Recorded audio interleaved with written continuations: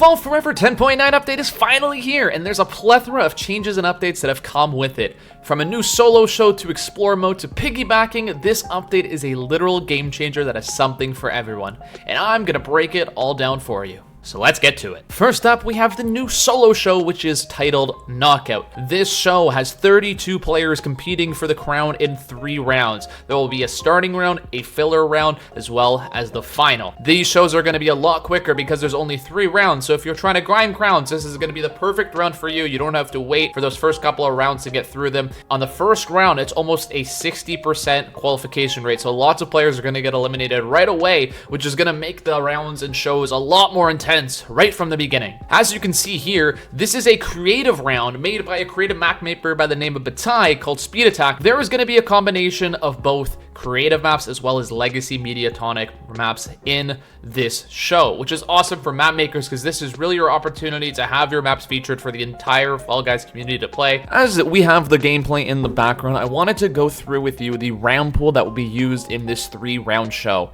As I mentioned, it is going to be a combination of both creative maps as well as Unity maps that Mediatonic has released in the past. I know there's going to be some controversy around that, but if you look at this list here, we can take a look at some of the Unity maps that will still be in the show. We've got Snowball Survival, Big Shots, we have Blast Balls, Tail Tag, Leading Light, Full Tilt. If you scroll down a little bit on that list, we have Speed Attack, going back to the beginning with the Whirligig, Jump Club, the Swiveler, Volley Fall, Crack and Slam, Hoopsie Daisy, which is now a hunt round, so it is no longer a team-based game, it is a hunt round, which is kind of interesting. Airtime, if we go down, we see Hoverboard Heroes made it in. They wrote Crown Maze, but what they meant is Lost Temple, which I think is pretty funny that they're calling their own map the wrong name. Roll Off.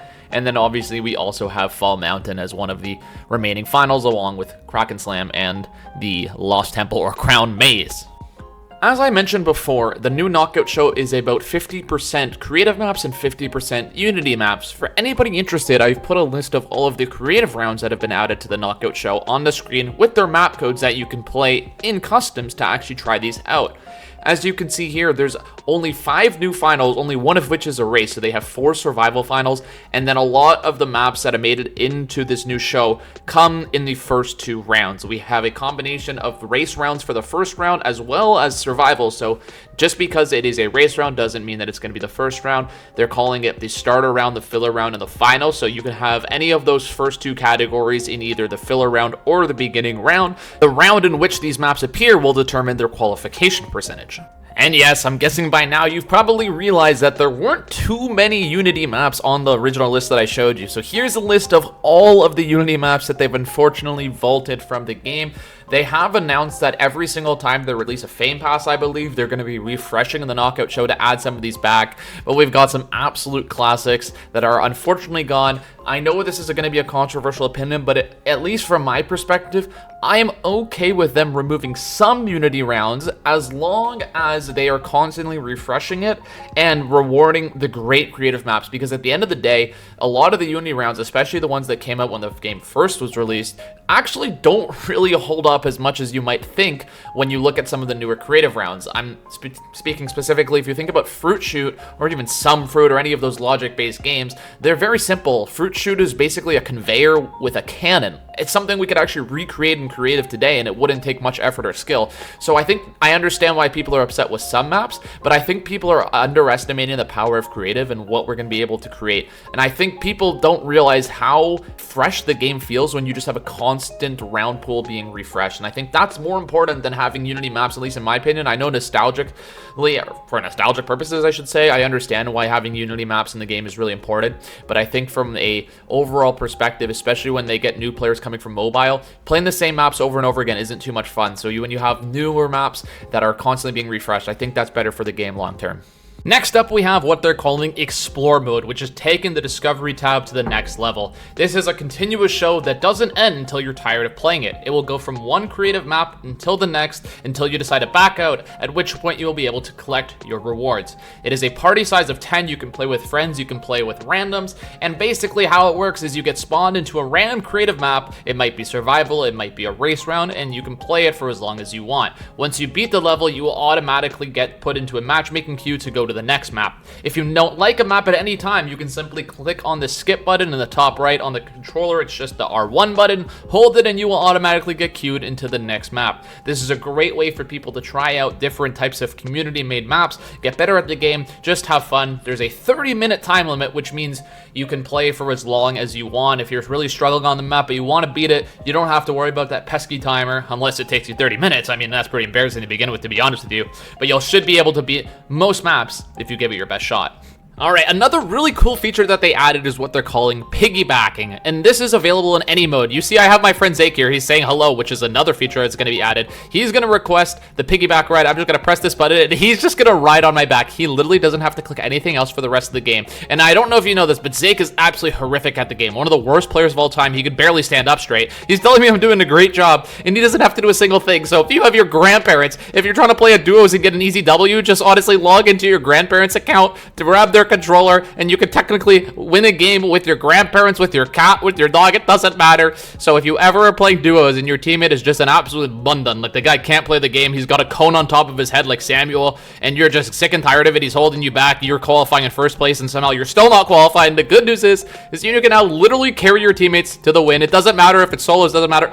Okay, that also, if you do ragdoll at any point, your player will fall off your back. Also, you can see my skin is, I'm actually carrying myself at the same time. Zake is also still sending me messages. He's probably telling me, Mutza, why are you so bad at this game, bro? You were supposed to carry me and you knocked me off. That's not on me. Okay, he's coming back. He's coming back. Get on me. Get on, Zake. Get on. Oh, I'm on his back. Okay, he's gonna carry me now. We're doing a little bit of a reverse. We're not doing too well. I'm not gonna lie. We're not doing too great. As you can see, Zake is horrible at the game. Like, look, whoa, we're in 10th place. The guy couldn't even get us to qualify 11th. Oh, that's embarrassing. Hey, we got points, but that is the piggybacking. Gonna be so much fun to see what people come up with this. I'm so excited to use it myself. We qualified together as a teammate, the most dynamic duo of all time. All right, along with the piggybacking, they now added this emote wheel. If you hold left or right on your D-pad, you open up this wheel of different phrases that you can say. I'm going to wave hello to my friend Zake. If you hold on the right side, it's going to give you kind of like Fortnite, your classic emotes, but then also these stickers that you can add. If you're upset, you're just going to hold down on the D-pad and then use the right stick to select. It's a little bit tricky. What I would recommend is keep holding your right stick even as you let go of the D-pad. So you basically hold down the right or left side of your D-pad, you use your right stick to choose the option, and then let go of your D-pad, but keep selecting with your right stick, and you can do these emotes. We're probably going to lose on this one. We're not even going to try. We're just going to talk to each other. And then if you look, if I hold the left side and you see on the right side of the screen, it actually shows my message where you see the people qualifying. It says over here. Really cool addition. It's just a small little way to communicate with your teammates. I mean, if you need help, you can just let them know I need help, and then you can ask for a piggyback ride, and then they will give you a piggyback ride. We lost, but still a very cool feature nonetheless. All right, now I know what a lot of you have been waiting for. You say, Mutza, you're the creative king. Okay, I'm no longer the creative king, but I'll take it. Thanks for the compliment. It's very kind of you, random watcher of the videos. Anyways, we're in creative mode now, and I'm going to show you all of the changes and updates that they've added, and let me just tell you, there are a lot. First and foremost, we have a new background called the jungle. This is probably the most immersive background in that it surrounds the entire area, and you really can no longer tell that you are in the Blender Dome. We've got this Fall Guys being over here dying. You can really appreciate the work they put into this background. If you've already created a jungle map, this one's going to be perfect with you. On top of that, they've also added a new soundtrack called Yada Yada. Yeah, skirt. Yeah, yada, yada. Fall Guys, Tempo 9, Fall Forever. Let's go. Yeah, skirt. Me go, Drake and Kendrick got the beef. There goes the beat. All right, there it is. That is the new soundtrack that they've added. Now let's get into the actual obstacles themselves. All right. First and foremost, they have added this invisible checkpoint zone. As you can see here, the original checkpoint was worth 15 budget. This one is only worth 3. This one works just like a floor piece in that you can place it anywhere you'd like. You can make it as wide as you'd like. You can also make it as tall as you would like. It can be visible or invisible. When it's visible, it looks kind of silly, and you can see how many beans can spawn on it at a time. And it looks a little bit silly, but if you make it invisible, it's literally fully invisible. You cannot see it once the game starts. And you'll see once I jump into it, you still get that animation. However, there's obviously no physical thing that you can land on. So what you would definitely need to do, unless it's a very specific map, is just simply either put a floor under it, through it, and there you go, just like that. It didn't need to be that thick. I'm going to turn overlap on. You can overlap it as well, and there you go. Once you hit this checkpoint here, you don't see it, but it's just a checkpoint, and then there you go. What's really cool is that you can place it on other things besides floors. For example, imagine that you're in the middle of a death run, and we want to just put a lily pad down like so. Bang, you can actually have a lily pad in the middle of your checkpoint. I made it a little bit too high. Let me lift this up. So watch this. You go here, you hit the checkpoint, and then every time you spawn, Okay, so you obviously have to be very careful because it's going to spawn where these little beans are, so you got to be careful. Maybe you even want to put 3, that way no matter where they spawn, they'll be good to go. So like this, you hit the checkpoint Aroni, like that, you're in the air, you hit the checkpoint, now every time you just fall right onto the drum. So a really cool small little addition that would make a long way into making your maps looking more aesthetic. Also added to the game, probably the most important thing is this object called the controller. If you go to interactions and all the way to the end, you have the rotation controller, and this is such a cool obstacle. It's very limited right now. It costs 40 budget, and as you can see, we only get 5 of them. I've already placed one down, that's why I have 4, but you only get 5 of them. The way this works is that you can connect a lot of different obstacles, not all of them, but many different obstacles to this controller, and they're going to rotate around this piece, and I'll explain to you what that means in just a second. All right, I've got all my obstacles out on the ground. There is a maximum of 8 obstacles that this can be connected to, so right now I have 1, 2, 3, 4, 5. So I could add 3 more, so that's just something to keep in mind. Also, you see here in the top right, it says 40 budget. Every time you add an obstacle, no matter what object it is, it adds 20 budget. So if I have 5 of these, that'd be 5 times 20 is 100 on top of the 40 that it costs to place it. So that would be a total of 140 once I connect all of these. So this is a very, very, very expensive obstacle to use. That's probably why you only get 5 of them, because by the time you're done with it, you're probably gonna run out of budget. You can see here it's 140, but this is what it's gonna do. Let me place a platform for me to stand on and show you what this piece actually does. All right, here we go. Now you can see the obstacles are rotating around the object, almost like a tornado. There are multiple settings that you can also add to the rotation controller, which I'll show you in just a second, but this is such a cool additional feature. So as I click on this, if you click on the settings, you have a start delay. That just tells you how long it will take before the actual piece starts rotating. You've got the rotation speed. So you've got slowest, very slow, slow, normal, fast, very fast, fastest, and finally yeet. I'm gonna show you the yeet speed just for fun, and let me just remove the start delay so that it goes instantly, and this is the yeet speed. So this thing is absolutely flying. All the pieces are rotating in a pattern. Now you're probably wondering, how do you define the rotation? To define the rotation right now, there's only one way you can do it. It only spins in a circle. Depending on how you rotate the controller though, that will define the way that your objects spin around it. Basically, imagine that this is a point on the map. It's an axis. All of the objects are going to spin around the gear in the way that these arrows around it are showing. So do you see how these yellow arrows are showing this way? Last time they were showing, you can see more of an up to down. When you flatten it, it's going to spin and in accordance to the yellow arrows in a circle around it. So let me show you what that looks like from up here. Now you can see it's spinning in more of a flat pattern.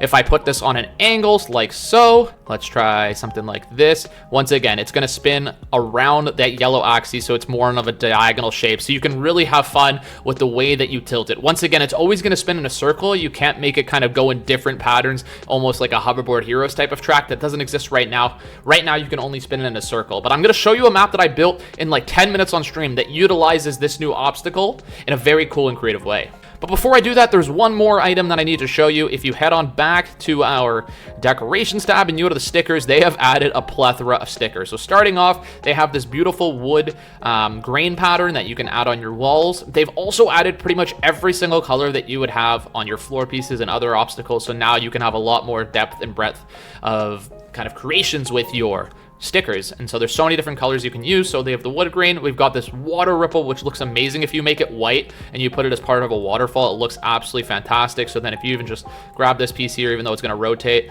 you can kind of see here that it makes this beautiful like watery type pattern. Obviously it just rotated past it, but you can see what I'm trying to show you.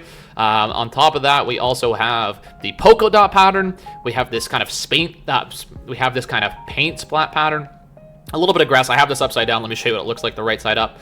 That's how the grass would look. You can obviously make it green. It really actually works well with this jungle theme, I must say. There it is right there. So just make sure that you also, when you place these down, sometimes the shadows give it a different color. So sometimes you actually need to, I don't know why I keep trying to land on a moving platform. But anyways, make sure that the color is reflected the way you want it to. We have this running bean, which looks amazing. I love this one. It's just a very cool addition you can add to your maps.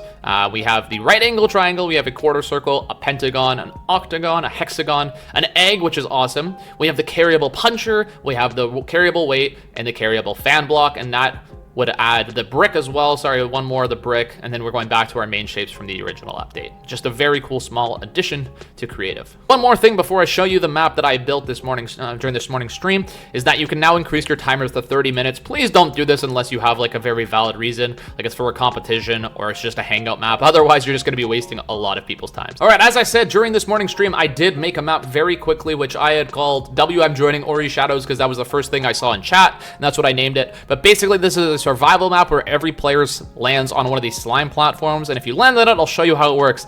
All of these individual slime pieces are connected to the rotation controller, and you rotate around the map with all of these different elimination zones around it. It's very difficult. I built it in like 10 minutes, so I'm sure if I spent more time, I'd make it better. There's blast balls falling from the sky. This did cost quite a bit of budget, but I still used a lot of random blast balls, which added like almost like 500 budget, so there's a lot of room for improvement, but this is just a simple concept that you can use. Also, I've noticed, and this is one really cool thing, is that an object you can use to spin around is the fan. And basically, if you're smart enough, I'll show you right here just as a quick example.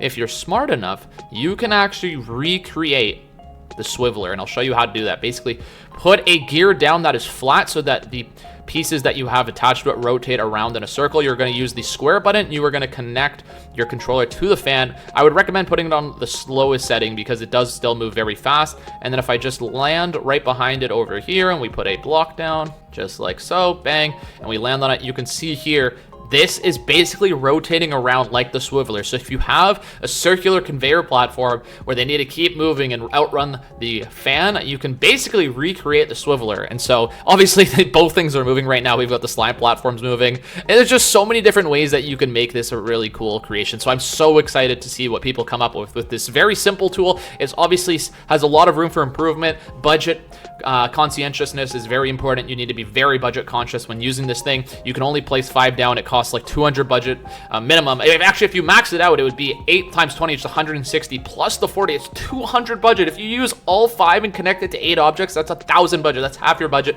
So be very careful. But even in its beginner state, I think it's just such an awesome addition, and I can't wait to see what you guys come up with. All right, moving on to customs. There have been a very slight addition and change to customs where they now have all of the knockout maps featured in their own individual shows. You can play the actual knockout game mode, which will take you through all 3 of the rounds as we saw in the beginning of the video. You can play squads, you can play duos, or this is very interesting, for the first time ever, you can play all of the maps, including some of the Mediatonic Unity maps by yourself. You can see here that there's a player count of 1 to 20, so you can play any one of these maps all by yourself, which is really cool. Even some of the finals like Fall Mountain, Lost Temple, I don't know who in God's green earth would want to play this one by themselves. Are out of your mind? But either way, you can if you want, and if you're kind of brain dead and you want to do it, or you could just try out some of the maps that are in the show to perfect them and really make sure that the next time you play knockout, you'll give yourself the best chance to win. All right, I've loaded into a game of Fall Mountain all by myself, and you're probably asking, Mutza, what are you, a loser? You have nobody to play with? No, the reason I've loaded in is because I want to show you a change that they've made to the physics of the game, which is actually very important, especially for map creators. I'm just going to show you a quick jump right here. Jump. I know it doesn't look like much, but it actually is a very, very slight increase to the height of the jump. If you actually look as I move, you can see it's almost like they slowed it down so that you're in the air for a little bit longer. That also allows you to actually move more fluidly in the air so you can really change your course. You can see on the ground, you see that little white bubble at the very bottom? It is a landing indicator showing you where you're going to land. This is probably not needed for players like myself and probably even you watching this video. It's really meant for beginners to show them where they're going to land, especially if they're new to the game.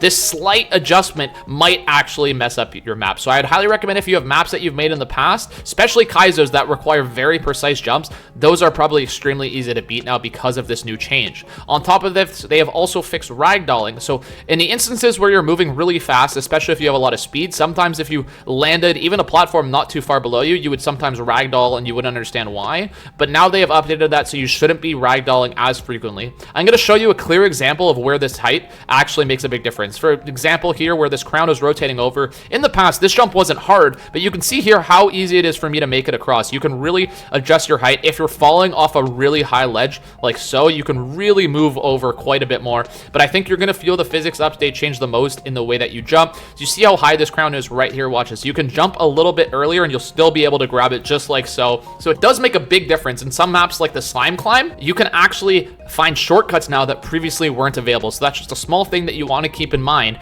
as you're building your maps and as you're revisiting your old maps and even playing some of the old Mediatonic maps. Oh, and one more thing that's specific to customs, you can now use this reset to checkpoint button to bring you back to the last checkpoint. No more getting stuck on your stupid maps, buddy. All right, and finally, we cannot end this video without going through one of the greatest Fame Passes of all time.